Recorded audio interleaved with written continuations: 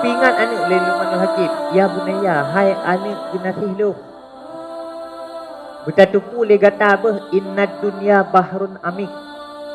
Betatuku le gata hai anak lu bahawa dunianya bersih ibarat lagi lautan dalam yang bergelombang. Agi laut yang cukup lu yang beria ngombak. Fakat raraka fihi nasun kasir. Kita tukul le gata hayani dunianya bersih lagi laut yang menggelombang. Di dalam lautnya hayani telah hancur binasa kebanyakan para manusia. Yuh golom gata hayani jaitat umat-umat Nabi yang awal yang telah hancur binasa di dalam ganasnya dunia. Yuh golom gata hayani jaitat umat Muhammad yang karela. Jaitat umat Muhammad yang kacau urunnya ka mati ka menyesal bahkan pernah hidup penuh dunianya.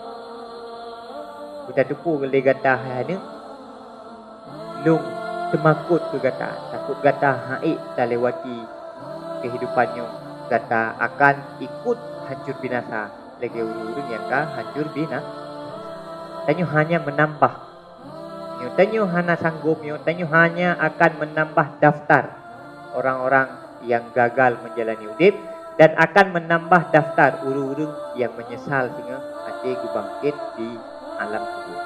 Hanya menambah daftar saja. Jadi yang tugas di dunia tugas kita yang macam-macam jalan, di akhirat tugas kita yang beramai, beramai grup-grup.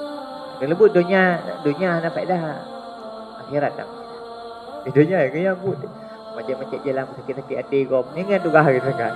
Lain tak putar mati tu. Aku hublah. Ni tanda klik, baik tak klik dalam kubur. Ini nak klik. Nanti ini supaya ya nikmat lah.